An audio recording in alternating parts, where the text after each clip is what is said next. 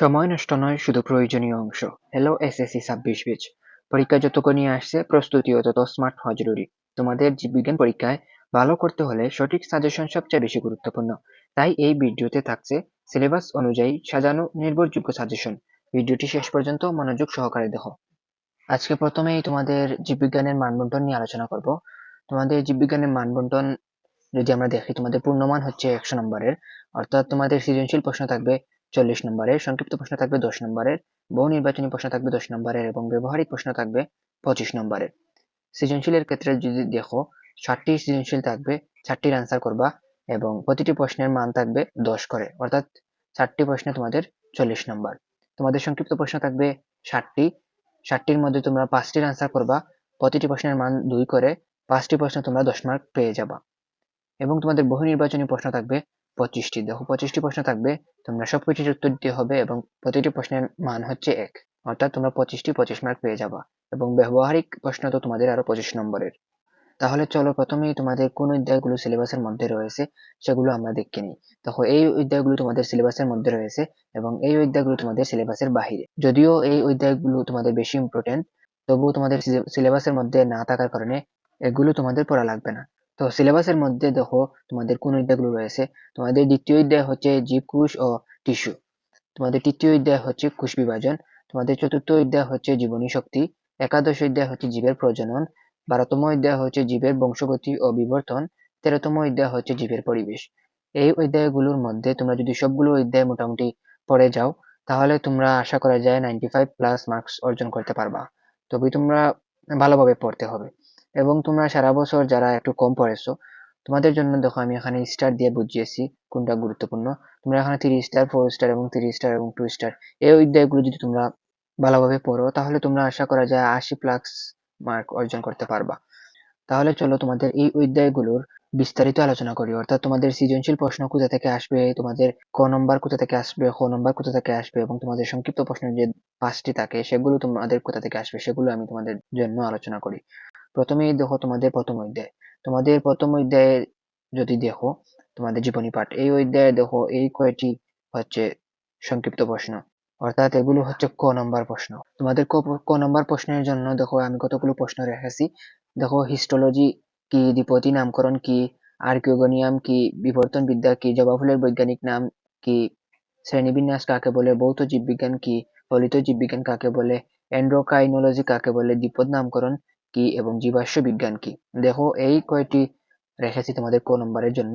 এই তোমাদের জীবনী পাঠ অধ্যায় থেকে যদি ক নম্বর থেকে কোনো প্রশ্ন দেয়, তাহলে তোমাদের এই কয়টির মধ্যে 100% কমন পেয়ে যাবে। এরপরে চলো তোমাদের সংক্ষিপ্ত প্রশ্ন এবং খ নম্বরের জন্য দেখো এখানে কতগুলো আমি তোমাদের জন্য রেখেছি। এগুলো থেকে তোমরা তোমাদের খ নম্বর প্রশ্ন কমন পাবা এবং তোমাদের যে 60টি সংক্ষিপ্ত প্রশ্ন আসবে সেগুলো তোমরা এখান থেকে কমন পেয়ে যাবা। দেখো, এখানে 1টি, 2টি, 3টি, 4টি, 5টি, 6টি, 7টি, 8টি, 9টি, এখান থেকে যে 9টি প্রশ্ন রেখেছি, তোমাদের যদি প্রথম অধ্যায় থেকে সংক্ষিপ্ত প্রশ্ন বা খ নম্বর প্রশ্ন দিতে চায়, তাহলে এই 9টির মধ্য থেকেই দিবে। এখান থেকে তোমরা 100% কমন পেয়ে যাবা। চলো এখন তোমাদের গ ঘ এর জন্য আমরা দেখে নিই। তোমাদের এই অধ্যায় থেকে সাধারণত সৃজনশীল প্রশ্ন আসে না, অর্থাৎ সৃজনশীল প্রশ্নের গ ঘ আসে না। তাও আমি তোমাদের জন্য এখানে 2টি প্রশ্ন রেখেছি। দেখো, তোমাদের 5টি রাজ্যের শ্রেণী বিন্যাস এবং তোমাদের দ্বিপদ নামকরণ, এই 2টি তোমাদের টপিক এখানে রেখেছি। এই 2টি টপিকের মধ্যে তোমরা সৃজনশীলের ঘ অথবা ঘ নম্বর প্রশ্ন পেয়ে যাবা। তাহলে চলো তোমাদের পরের অধ্যায়ে চলে যাই। দেখো, দ্বিতীয় অধ্যায়ে ক নম্বর প্রশ্নের জন্য এখানে দেখো কতগুলো আমি সংক্ষিপ্ত প্রশ্ন রেখেছি। দেখো, তোমাদের রক্ত কি। এরপরে দেখো, এরেনকাইমা কাকে বলে, ভ্রূণবিদ্যা কাকে বলে, অক্সিজোম কাকে বলে, মাইক্রোটিউবিউল কাকে বলে, লসিকা কাকে বলে, কোলেস্টেরল কি, ক্লোরেনকাইমা কি, আদিকোষ কি, বায়ো ইনফরমেটিক্স কি, প্রোটোপ্লাজম কাকে বলে, মাইক্রোবিলাই কি। দেখো, এই কতগুলো প্রশ্ন তোমাদের জন্য আমি রেখেছি। এগুলো থেকে তোমরা আশা করা যায় 100% কমন পেয়ে যাবা। এগুলোর বাহিরে তোমাদের আর একটি প্রশ্ন পড়া লাগবে না। তাহলে চলো তোমাদের খ নম্বর প্রশ্নের জন্য আমরা দেখে নিই। দেখো, তোমাদের খ নম্বর প্রশ্নের জন্য আমি কতগুলো প্রশ্ন রেখেছি। এই প্রশ্নগুলো আমরা যদি ভালোভাবে দেখি, দেখো, অন্তঃকরা গ্রন্থি বলতে কি বোঝো, মাশরুমকে মৃতজীবী জীব বলা হয় কেন, মানুষকে হেটারোট্রফিক বলা হয় কেন, দেহকোষ ডিপ্লয়েড কেন, রক্তজবা ফুল গাছের পাতা সবুজ হলেও ফুল লাল কেন, এটা তোমরা ব্যাখ্যা করতে হবে। এরপরে দেখো লেক্টিকুলার প্রস্তুতন ব্যাখ্যা করো। এখানে দেখো আরো প্রশ্ন আছে, সবগুলো পরে আমি তোমাদের সময় নষ্ট করছি না, এখানেও আরো রয়েছে, তোমরা এগুলো খুবই ভালোভাবে পড়ে যাবা। অর্থাৎ তোমাদেরকে আমি বলতে পারি যে তোমাদের এখান থেকে যতগুলো প্রশ্ন রয়েছে, তোমাদের এই অধ্যায় থেকে যদি সংক্ষিপ্ত প্রশ্ন দেয়, তাহলে তোমরা এইগুলোর মধ্যে 100% কমন পেয়ে যাবা, এগুলোর বাহিরে আর একটিও আসবে না। এখন চলো তোমাদের এই অধ্যায়ের তোমাদের গহগহের জন্য কতগুলো টপিক রয়েছে। দেখো এখানে তোমাদের প্রথম টপিক হচ্ছে মাইটোকন্ড্রিয়া, এরপরে ক্লোরোপ্লাস্ট, এরপরে নিউক্লিয়াস, এরপরে সরল টিস্যু, যে তিনটি রয়েছে সেই তিনটি ভালোভাবে পড়বা। এরপরে দেখো বিভিন্ন ধরনের টিস্যু, যত ধরনের রয়েছে সবগুলো না পড়বা। এখান থেকে তোমরা গহগহের জন্য কমন পেয়ে যাবা। তাহলে চলো আমরা তোমাদের পরের অধ্যায়ে চলে যাই, অর্থাৎ তোমাদের তৃতীয় অধ্যায়। তোমাদের তৃতীয় অধ্যায় দেখো এখানে আমি তোমাদের ক এর জন্য কতগুলো প্রশ্ন রেখেছি। দেখো এই প্রশ্নগুলো থেকে তোমরা ক নম্বর প্রশ্ন একেবারে 100% কমন পেয়ে যাবা। দেখো এখানে কতগুলো প্রশ্ন রয়েছে। দেখো আকর্ষণ তন্তু কি, ইন্টারফেস কি, ক্রোমোজোম কি, সাইটোকাইনেসিস কি, অসমোরেগুলেশন কি, মাইটোসিস কাকে বলে, মিয়োসিস কাকে বলে, অ্যামাইটোসিস কাকে বলে। দেখো এই প্রশ্নগুলো খুবই খুবই গুরুত্বপূর্ণ। তোমাদের এই অধ্যায় থেকে যদি ক নম্বর প্রশ্ন দিতে চায় তাহলে এগুলোর মধ্যে থেকেই দিবে, এগুলোর বাহিরে তোমরা পাবে না, অর্থাৎ 100% তোমরা কমন পাচ্ছ। এরপরে চলো তোমাদের এখান থেকে খ নম্বর প্রশ্ন আমরা দেখে নিই। দেখো এখানে খ নম্বর প্রশ্ন আমি কতগুলো রেখেছি। দেখো এখানে এই কতটি রয়েছে। দেখো জরায়ুমুখী টিউমার সৃষ্টির কারণ ব্যাখ্যা করো, ক্যান্সার কেন সৃষ্টি হয় ব্যাখ্যা করো, মানবদেহে টিউমার হওয়ার কারণ কি ব্যাখ্যা করো। এগুলো দেখো অনেকগুলো প্রশ্ন রয়েছে, আমি সবগুলো পরে তোমাদের সময় নষ্ট করছি না। তোমরা এখান থেকে এই প্রশ্নগুলো যদি ভালোভাবে পড়ে যাও তাহলে এই অধ্যায় থেকে তোমরা 100% কমন পেয়ে যাবে, অর্থাৎ সংক্ষিপ্ত প্রশ্ন এবং খ নম্বরের জন্য এখান থেকে 100% কমন। এরপরে দেখো তোমাদের এই অধ্যায়ে ঘ ঘ এর জন্য এখানে তিনটি টপিক রেখেছি। এই তিনটি টপিকের মধ্যে থেকে আশা করা যায় আসবে। দেখো মাইটোসিসের যতগুলো পর্যায় রয়েছে এগুলো তোমরা ভালোভাবে পড়বা, এবং মাইটোসিসের গুরুত্ব যতটা রয়েছে তোমরা ভালোভাবে পড়বা, এবং মিয়োসিসের গুরুত্ব পর্যায়ে তোমরা পড়বা। এখান থেকেও তোমরা কমন পেয়ে যাবা 100%। এখন চলো তোমাদের পরের অধ্যায়। তোমাদের পরের অধ্যায় হচ্ছে জীবনী শক্তি।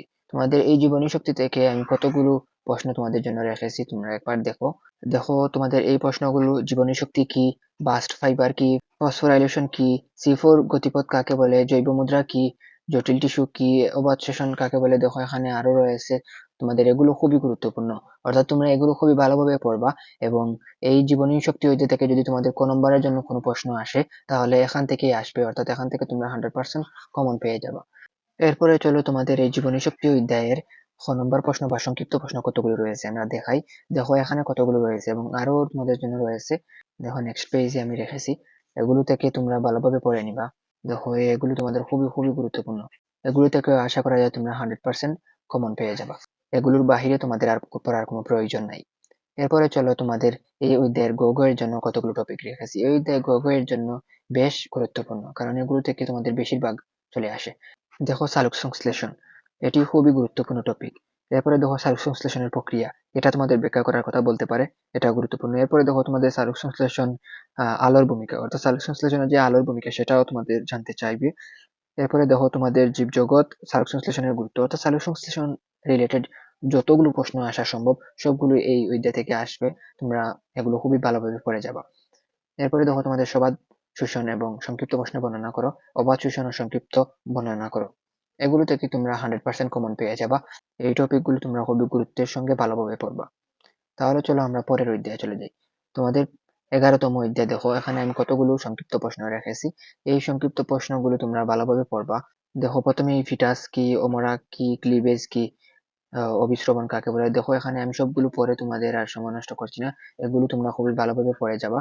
এগুলো থেকে তোমরা যদি স্ক্রিনশট করো তাও পারবা, আর যদি তোমরা কেউ স্ক্রিনশট না করে চাও, পিডিএফ লাগবে, তোমরা আমাকে কমেন্টে জানাতে পারো, আমি তোমাদের এই ক্লাসের স্লাইডটার পিডিএফ দিয়ে দেবো, তোমরা সংরক্ষণ করতে পারবা, পরীক্ষার আগের রাতও তোমরা পড়তে পারবা। তো তোমাদের যাদের প্রয়োজন শুধু তারা কমেন্ট করবা, তোমাদেরকে আমি দিয়ে দেবো। এরপরে চলো তোমাদের এই অধ্যায়ে সংক্ষিপ্ত প্রশ্ন এবং খ নম্বরের জন্য যতগুলো প্রশ্ন আসা সম্ভব সেগুলো আমি তোমাদেরকে এখানে রেখে দিয়েছি, তোমরা এখান থেকে ভালোভাবে পড়ে নিবা, তোমাদেরকে আর আমি পড়ে দিচ্ছি না, তোমরা এগুলো স্ক্রিনশট নিতে পারো বা পিডিএফও নিতে পারো। তো এই সাজেশনটি আমি তোমাদের জন্য খুবই পরিশ্রম করে তৈরি করছি, তোমরা ভালোভাবে ভিডিওটি দেখবা এবং তোমাদের সাজেশনটা কেমন হয়েছে তা তোমরা জানাতে পারো, এবং ভিডিওটি যদি ভালো লাগে তাহলে সাবস্ক্রাইব করে আমার পাশে থাকতে পারো। এবং আমি তোমাদেরকে যত ধরনের সাজেশন দিচ্ছি সবগুলো থেকে আশা করা যায় তোমরা 100% কমন পেয়ে যাবা। তোমরা এই সাজেশন গুলো যদি তোমরা ভালোভাবে পড়ো, তোমাদের আর কোনো কিছু পড়া লাগবে না। এবং তোমাদের পরবর্তীতে কোন ধরনের সাজেশন লাগবে সবগুলো আমাকে তোমরা কমেন্ট করে জানাবা। আমি এক এক করে তোমাদেরকে সবগুলো সাজেশন দিয়ে দেবো। তাহলে চলো এখন আমরা তোমাদের এই অধ্যায়ের আরো কয়েকটি সংক্ষিপ্ত প্রশ্ন রয়েছে সেগুলো আমরা দেখে নিই। দেখো এখানে এইডস কে ঘাতক ব্যাধি বলা হয় কেন, শিমুল ফুলে কি ধরনের পরাগায়ন ঘটে, এবং দেখো এখানে আরো রয়েছে, তোমরা এগুলো পরে যাবা। অর্থাৎ এই সংক্ষিপ্ত প্রশ্ন এখানে রয়েছে কতগুলো এবং এখানে রয়েছে কতগুলো, এগুলো তোমরা ভালোভাবে পরে যাবা। এরপরে দেখো তোমাদের এই অধ্যায়ের গ গ এর জন্য কয়েকটি টপিক রেখেছি। দেখো তোমাদের গ গ এর জন্য ফুলের বিভিন্ন অংশ, পরাগায়ন, পুং গেমেটোফাইটা এবং স্ত্রী গেমেটোফাইটা এবং নিষেক। দেখো এখানে 5টি টপিক রেখেছি। এই 5টি টপিক থেকে তোমরা গ গ এর জন্য 100% কমন পেয়ে যাবে। এরপরে চলো তোমাদের 12তম অধ্যায়। তোমাদের 12তম অধ্যায়ে দেখো এখানে আমি কতগুলো সংক্ষিপ্ত প্রশ্ন রেখেছি, অর্থাৎ এগুলো তোমাদের ক নম্বরের জন্য আসবে।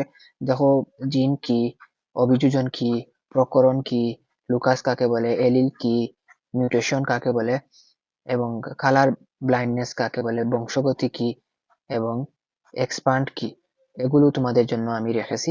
এগুলোর বাহিরে থেকে তোমরা একটিও কমন পাবা না, অর্থাৎ এগুলো থেকে তোমরা 100% কমন পাচ্ছ। এগুলোর বাহিরে আর পড়ার কোনো প্রয়োজনই নাই। এরপরে চলো তোমাদের এই 12তম অধ্যায়ের সংক্ষিপ্ত প্রশ্ন এবং খ নম্বর প্রশ্নের জন্য এখানে দেখো আমি প্রশ্ন রেখেছি।